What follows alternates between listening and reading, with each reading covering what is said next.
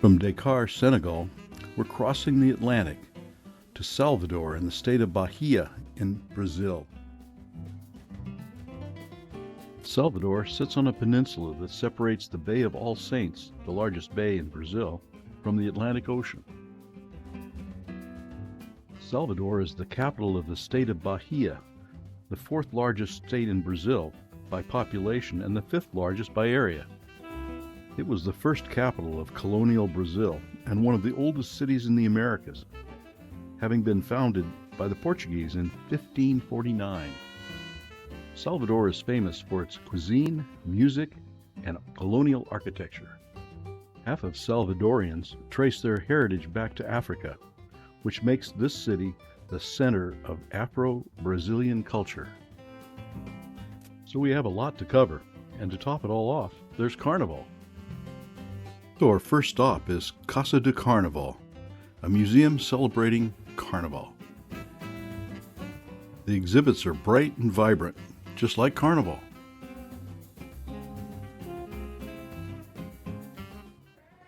We get a dance lesson to get into the spirit of Carnival.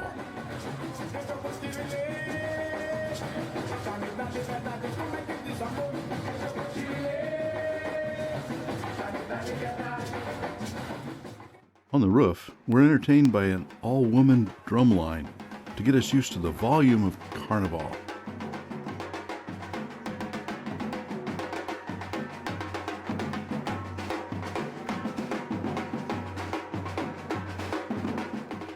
As the sun goes down over All Saints Bay, we head back to the hotel to check in and have dinner.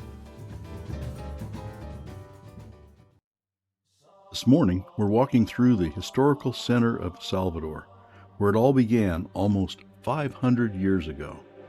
The Cathedral Basilica of Salvador was consecrated in 1654. It was built by the Jesuits. That's the Jesuit monogram featured on the ceiling. The chapels are golden Baroque.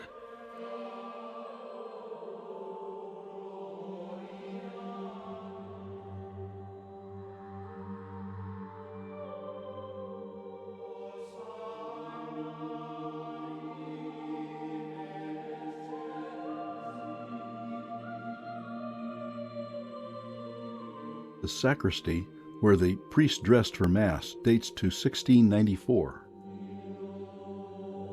It has 3 altars and richly decorated Baroque-style furniture. The walls are covered with Portuguese tiles. The ceiling features ornately painted wooden panels. Our next church is the Church and Convent of San Francisco. Work began on the church in 1686, and it was completed in the 18th century. The church is famous for its cloister, with 55,000 azulejos, painted glazed ceramic tiles brought over from Portugal.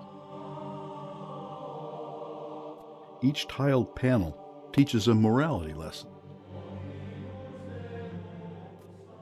The Franciscans outdid their neighbors, the Jesuits, with an even more elaborate and golden interior.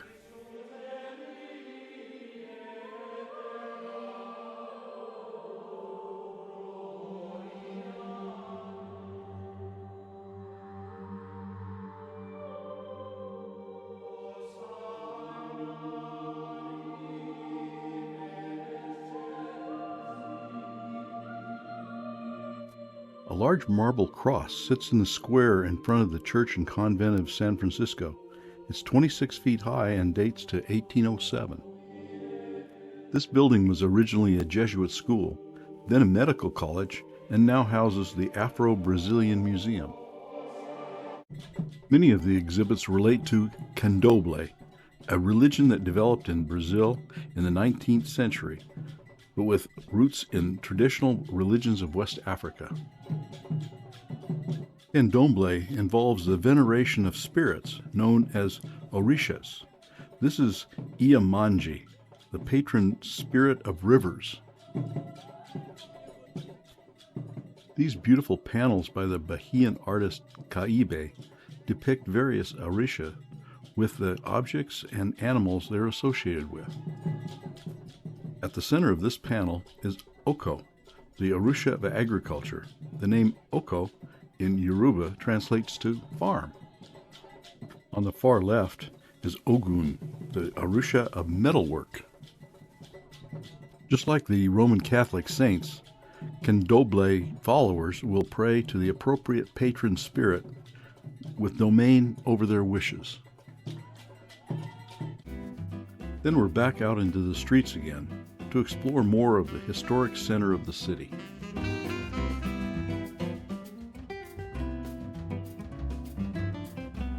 Then we run into a kids' carnival.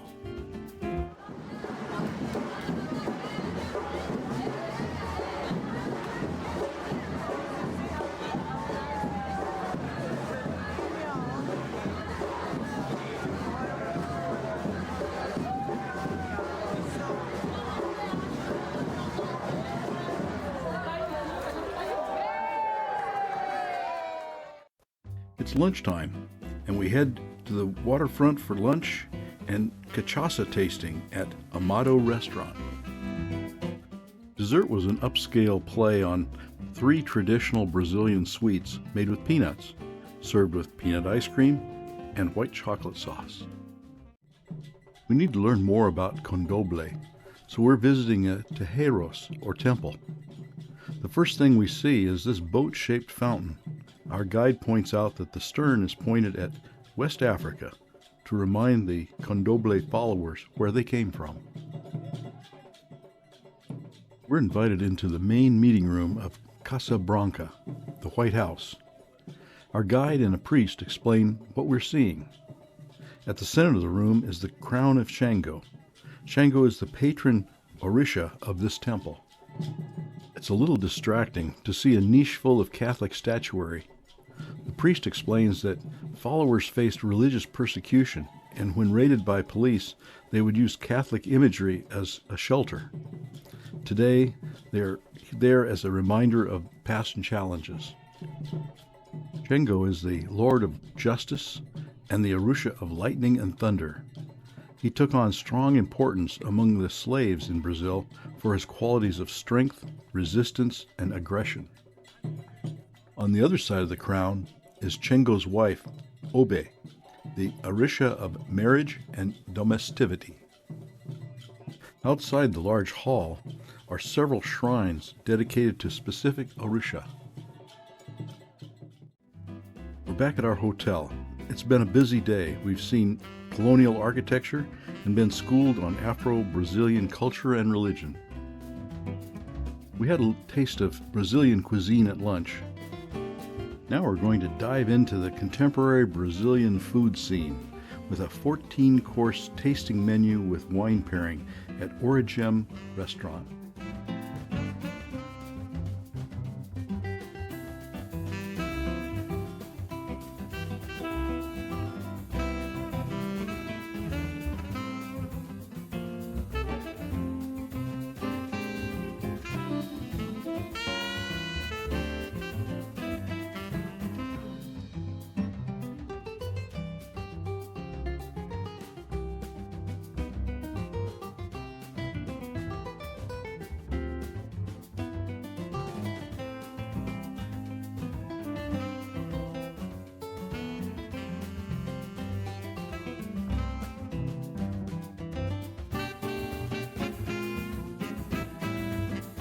In the morning, it's back to the waterfront and the São Joaquim market to see where all that great food we had last night came from.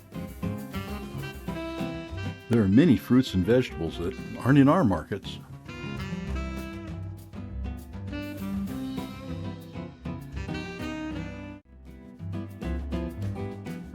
And peppers for all tastes. It's all top quality and very fresh.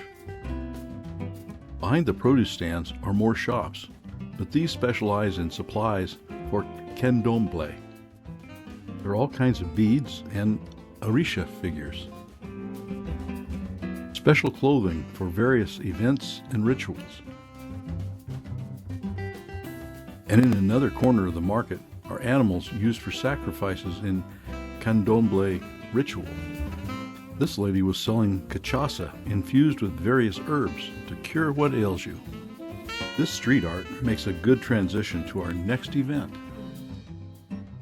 We're going to learn how to make moqueca, a traditional Brazilian fish stew from chefs Milo and Moma. But from the moment we walked in the door, we knew this was much more than a cooking class. We're in the home and studio of artist Maria Adair, who just happens to have two children, Moma and Milo, who are talented chefs. So the house is not just a studio, it's a gallery and an event space with something interesting around every corner and on every table.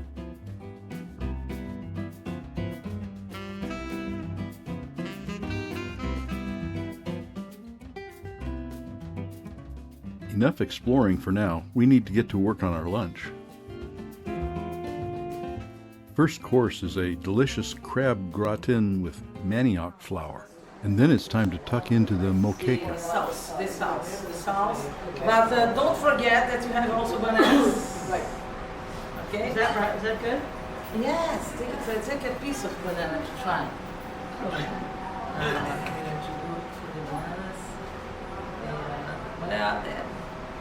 Here. Sunk. Okay, good. Okay, sunk. You have here some pumpkin puree. It's very nice, sweet. We don't wait to Thanksgiving with pumpkin in Brazil. And you have also here some beans, fresh beans. Not only was the food excellent, but the conversation was great. And dessert was a delightfully light lemon souffle. We hate to eat and run, but we have several thousand people waiting for us to start the party that is Carnaval. It looks like they started without us, and the party is well underway.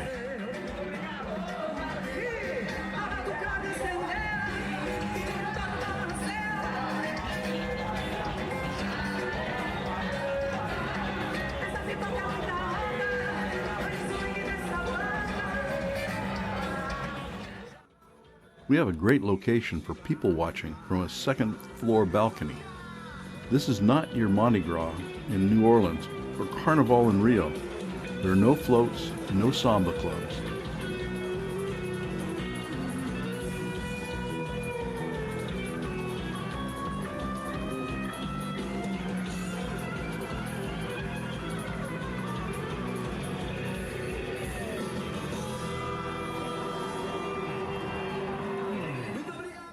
Salvador claims Carnaval here is the world's largest street party.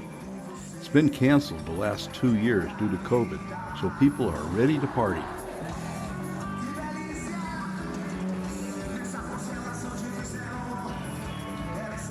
So where's all this music coming from? It's the Trio Electricos. These are giant boom boxes with a stage on top that's driven slowly along the circuit.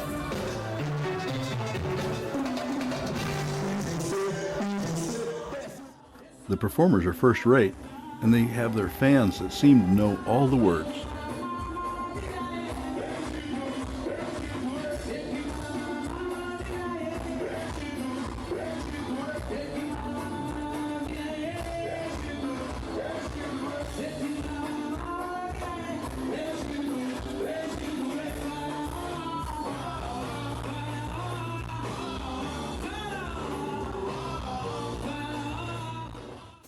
Well, that was just a taste. I made a video just on Carnaval, and it follows this one in the playlist. In the morning, we check out of our hotel and head to the airport. I can't help but feel sorry for this beer vendor, getting a nap before the party starts again in a few hours. We leave Salvador with the sounds of Carnival ringing in our ears.